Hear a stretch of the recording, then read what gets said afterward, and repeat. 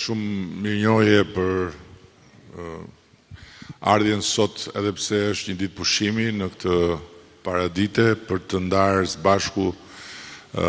disa momente dhe për të diskutuar mbi disa linja kryesore të buxhetit të bashkisë, por edhe të buxhetit të shtetit për vitin që po troket. Dhe më vjen shumë mirë që më në fund kemi një projekt buxhet të qeverisë së Partisë Socialiste, i cili ka si kryefjalë pensionistët. Më vjen shumë mirë që pas një rrugë të gjatë, pas një përpjekje të gjatë, ne kemi arritur që të krijojmë kushtet financiare, fal rritjes së ekonomisë, fal reformave që nxitën ekonominë dhe fal në radh të parë mbështetjes së palëkundur të shumicës shqiptarëve që na dhanë mundësinë të ndërtojmë një projekt afatgjat për Shqipërinë në Bashkimin Evropian, ne kemi vendosur, kemi angazhuar në dispozicion të pensionistëve 1.7 miliard euro plus që do të disbursohen gjatë mandatit ton të 4, duke filluar nga janari i vitit që vjen. Dhe çdo vit do të financohet 2 fishi i vitit më parshëm. Pra, çfarë pensionistët do të marrin në 2026, do të 2 fishohet në 2027, do të 3 fishohet në 2028, do të 4 fishohet në 2029 dhe do të 5 fishohet në 2030, që do të thotë do të arrim objektivin që pensionin mesatar të plot në zonat urbane ta kemi 400 euro dhe pensionin minimal në zonën rurale ta kemi 180 euro. Është një sforco shumë e madhe nga pamja financiare, por është një sforco që ne më në fund mund ta bëjmë pasi jo vetëm është diçka që e kemi synuar dhe dëshiruar dhe është diçka plotësisht e merituar për pjesën më delikate të shoqërisë që janë gjyshri dhe gjyshet tona, por nga ana tjetër mund ta bëjmë pa cënuar pjesën tjetër, pa cënuar rritjen ekonomike, pa cënuar të ardhurat që duhet vendosim për të gjithë ato aspekte të jetës përbashkët që lidhen me fëmijët, që lidhen me gjeneratën e re, që lidhen me kopshtet, që lidhen me çerdhet, që lidhen me shkollat, që lidhen po ashtu edhe me të gjitha institucionet e përkujdesjes, që nga kujdesi shëndetësor tek kujdesi social. Më vjen shumë mirë po ashtu që në buxhetin e vitit që po troket, qysh nga janari, paga minimale për të gjithë shqiptarët që jetojnë me punë dhe që sot e kanë 400 euro, do të shkojnë në 500 euro. Dhe 500 euro do t'jetë paga minimale jo vetëm e përsërisë, jo vetëm atyre që punojnë në sektorin publik, sepse kam dëgjuar që thuhet kjo gjë që amëse kjo është për punojnësit të shtetit, jo, do t'jetë për të gjithë shqiptarët që punojnë. Dhe paga minimale 500 euro është vetëm hapi i parë i mandatit të ri, sepse brenda mandatit 4 ne jemi zotuar ta çojmë pagën minimale 700 euro. Që jemi zotuar që në Shqipëri mos ketë një pagë më të ulët se 700 euro dhe do ta bëjmë hap pas hapi gjatë këtij mandati. Po ashtu, për shkak të rritjes pagës minimale, do të rriten dhe pagat e tjera. Do të rriten pagat e tjera në sektorin publik, por siç ka ndodhur dhe më parë kur kemi rritur pagën minimale, do të rriten dhe në sektorin privat. Kështu do të rriten pagat për mësuesit, do të rriten pagat për mjekët dhe infermierët, do të rriten pagat për punonjësit e policisë, për ushtarakët dhe për të gjithë të tjerët, duke filluar sigurisht nga ata që marrin pagë minimale, gjithë sanitare, punonjës mbështetës, shoferë etj. Që nga janari do ta kenë pagën 500 euro. Tjetra që është shumë e rëndësishme është që për sektorin privat kontributet e sigurimeve shoqërore dhe shëndetësore për 9 muajt e parë do t'i paguajë qeveria në mënyrë që paga të merret e plot nga punonjësit pa krijuar një shqetësim në aspektin financiar për kompanitë dhe në ndërkohë kontributet e sigurimeve shoqërore shëndetësore po ashtu të mos mungojnë për asnjë muaj. Nga ana tjetër, është shumë e rëndësishme ta theksoj sepse kjo është diçka që thuhet, por thuhet gabim. Jo vetëm që ne kemi vendin me taksa më të ulta në të gjithë rajonin, se nuk po diskutojmë fare Europën, por do të vazhdojmë të jemi vendi i vetëm, rast unikal, dhe këtë e kemi bërë me vetdijet plot dhe me një qëllim strategjik për të ndihmuar ekonominë familjare, vendi ku nuk ka taks për biznesin e vogël dhe ku biznesi i vogël nuk paguan tatim fitimi, e ka zero. Dhe kështu do të vazhdojmë ta mbajmë siç jemi zotuar deri në fund të këtij mandati në vitin 2029. Që do të thotë që biznesi i vogël do vazhdoj të paguaj vetëm kontributet shëndetësore dhe shoqërore për çdo të punësuar, sepse ato nuk janë taks, ato janë e drejta e gjithë secilit për të pasur shërbimin shëndetësor dhe për të pasur pensionin. Nga ana tjetër,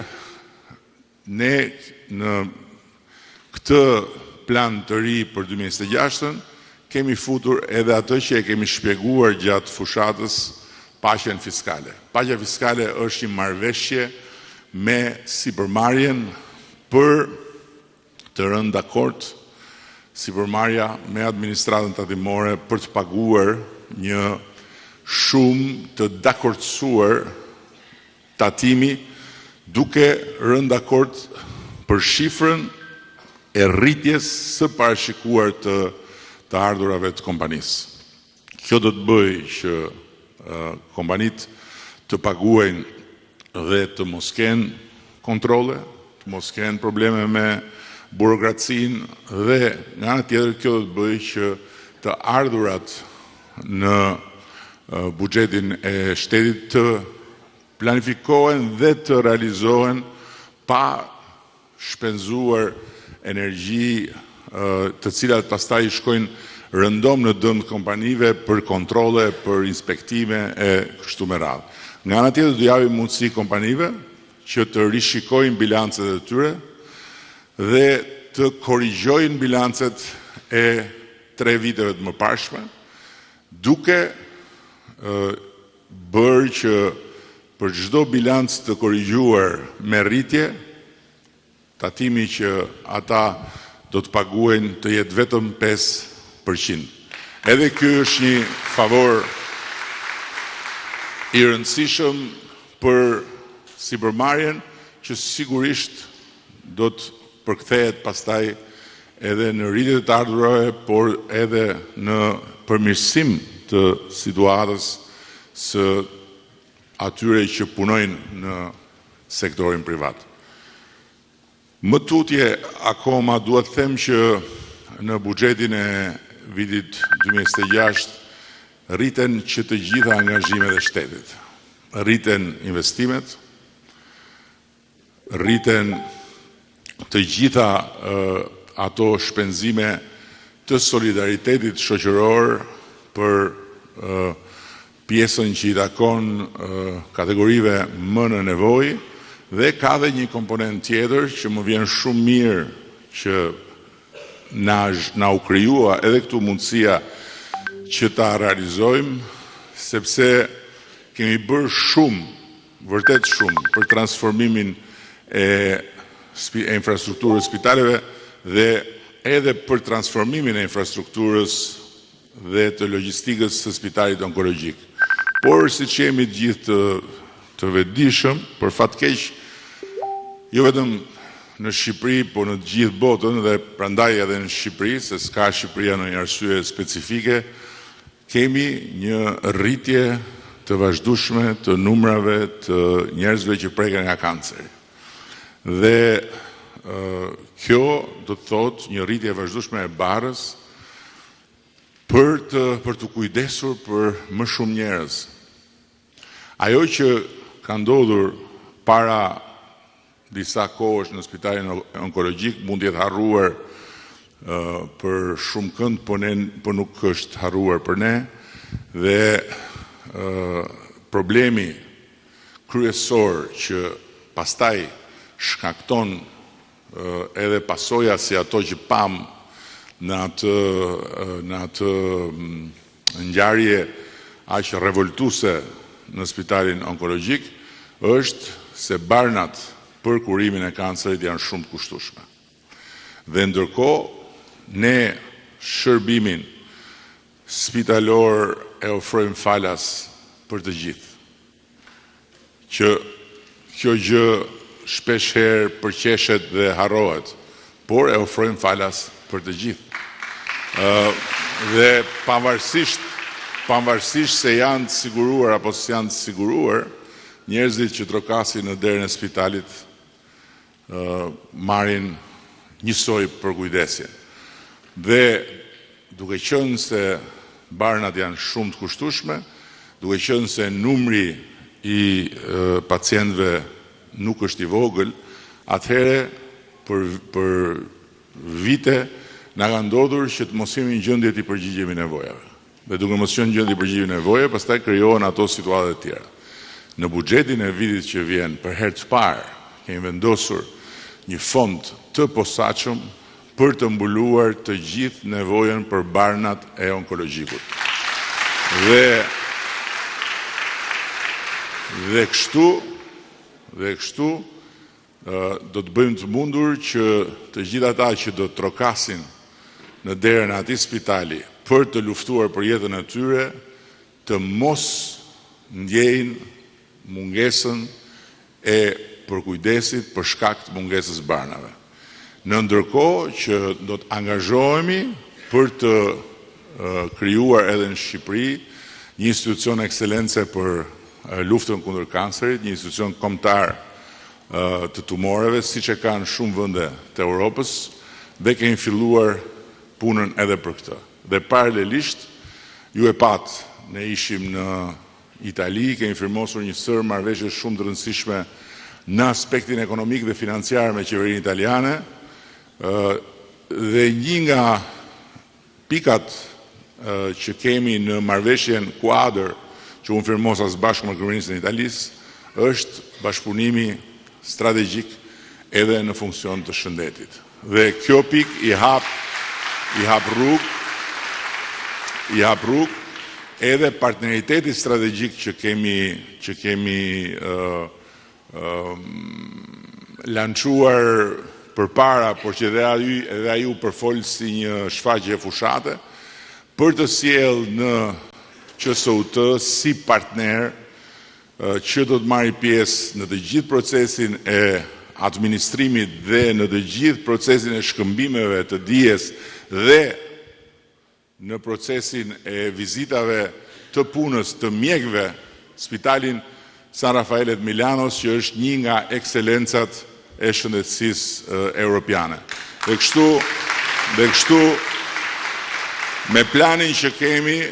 në fund këtij mandati, që QSUT-ja do të jetë pa diskutim një nga spitalet që do t'jem pikë referimi në të gjithë Ballkanin. Këto ishin pak a shumë gjërat që unë doja të prekja përpara sa t'ju japim fjalën, sepse nuk jemi këtu që të flasim ne dhe që të dëgjoni ju, nuk jemi këtu sepse kemi ndonjë fushat elektorale, fushata ka mbaruar. Ne I fituam zgjedhjet me rezultatin më të mirë historik për Partinë Socialiste. Morëm një besim që është një barë shumë e madhe për mua personalisht dhe për gjithë ne, me 83 mandate dhe na dhanë shqiptarët 83 mandate pikërisht për të bërë të mundur atë që të gjithë bashku duam të realizojmë, që gjatë kësaj dekade që mbyllet në 2030, ne të mbyllim negociatat teknike me Bashkimin Evropian 2027 dhe pastaj të mbyllim me negociatën politike, duke e ulur Shqipërinë në tryezën e familjes europiane si të barabartë. Por paralelisht duke rritur ekonominë, duke rritur të ardhurat për familjet, duke rritur standardet, duke forcuar institucionet dhe edhe këto dëgjesa që ne,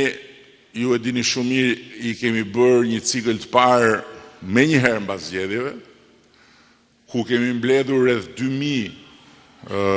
problematika nga të gjitha njësitë të cilat kërkojnë adresim, janë pjesë e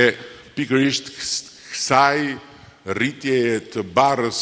së përgjegjësisë dhe të detyrimit që ne kemi ndaj jush dhe që kemi ndaj njerëzve për t'ju qenë edhe më pranë, për t'i dëgjuar edhe më shumë dhe për të bërë të pamundurën për të plotësuar sa më shumë prej atyre nevojave dhe prej atyre kërkesave që njerëzit kanë. Kjo buron pikërisht nga fakti që votën e marë duhet dhe do ta kthejmë në dobi të çdo shqiptari, të çdo komuniteti, të çdo lagje, çdo qyteti. Natyrisht që nuk është normale që unë t'jem pjesë e diskutimit për buxhetin e bashkisë, duhet ishte kryetari I bashkisë, por ju e dini shumë mirë situatën si është zhvilluar, është për të ardhur keq, po ka shumë gjëra për të ardhur keq, kështu që përfundimisht s'ka që na vjen keq fare, po duhet të shohim përpara që çfarë nuk thuhet në këtë vend, po nuk është vetëm ky vend, është gjithë bota që jeton në një atmosferë të helmatisur nga dhjetrat e titujve në sekond që dalin në për faqet dhe ndërfaqet e botës digjitale dhe ndër 100 tituj që lexoni ju siguroj për sa më takon dhe për sa na takon 95 janë ose gjysmë vërteta që janë gënjeshtat më të mëdha ose janë komplet rrena. Dhe e solla këtë në vëmendje sepse kur kryetari I bashkisë u mor nga zyra për të mbyllur në qeli pa gjyq. Atëherë për herë të parë e ngrita zërin lidhur me një proces në të drejtësisë, duke thënë që kjo është disproporcionale për faktin se cilado qoftë arsyeja ose cilado qofshin arsyet pse drejtësia heton kryetarin e bashkisë janë të pamjaftueshme si arsye për sa kohë kryetari I bashkisë nuk ka vrarë njeri dhe nuk është kapur në flagrancë duke bërë një krip, për ta lënë Tiranën pa kryetar bashkie të zgjedhur. Gjithsesi, pavarësisht se çfarë ne mund të themi ose të mendojmë, drejtësia është e pavarur. Fal një hapi të jashtëzakonshëm që ka bërë Partia Socialiste për ta pavarësuar drejtësinë në Shqipëri, pas 100 e kusur vjetësh shtet shqiptar kur drejtësia s'ka qenë kurrë e pavarur. Pastaj koha kaloi në të gjitha shkallët ku kryetari i bashkisë kërkoi rikthimin në detyrë dhe hetimin në gjendje të lirë e humbi gjyshin dhe kur u ezauruan gjitha shkallët ishte gjëja më normale që të mendohej për qytetin, të mendohej për njerëzit që kanë dhe ata një të drejtë shumë të madhe themelore, e drejta për të qeverisur nga të zgjedhurit e tyre. Dhe kjo ishte arsyeja pse ne ndërmorëm hapin tjetër, që të hapim rrugën e zgjedhjeve në Bashkinë e Tiranës. Nuk ishte një hap për të fajsuar kryetarin e bashkisë, as një hap i lidhur me faktin që kryetari i bashkisë mungonte në detyrë se kishte arsye të veta. Po ishte një hap i lidhur me faktin që kryetari i bashkisë në pamundësi për të kryer detyrën të mos kthehej në një problem gjithmonë e më të madh për qytetin, sepse qyteti, asnjë qytet nuk mund të qeveriset me telekomand apo me delegim. Pavarësisht gjithë punës madhe dhe përpjekjes që bën Anuela bashkë me nënkryetarët, qyteti ka nevojë për të zgjedhurin legjitim që ta drejtojë atë. Është gjëja më normale. Dhe pavarësisht përpjekjes që bëm, përsëri nuk ja dolëm, sepse gjykata kushtetuese refuzoi t'i hap rrugë zgjedhjeve në Tiranë, duke përcaktuar pamundësinë e kryetarit të bashkisë për të qenë në detyrë dhe nga ana tjetër duke përcaktuar që nuk është e drejta e Këshillit Bashkiak dhe e qeverisë që të hapin rrugën e zgjedhjeve duke e larguar kryetarin e bashkisë për sa kohë ai ka munguar sepse nuk i është dhënë mundësia që të vijë. Është një vendim gjykate,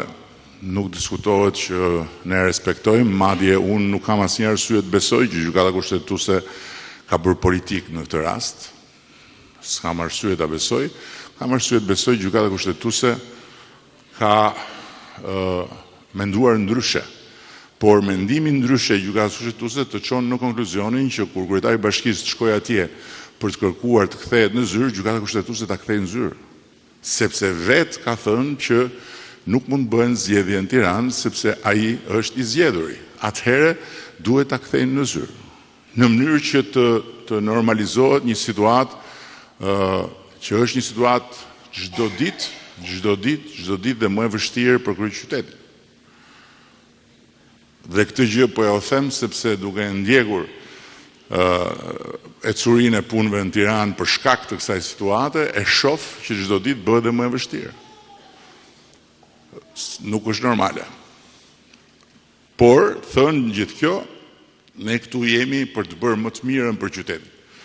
Ne këtu jemi për të dhënë të gjithë një dorë në kushtet kur ka një problem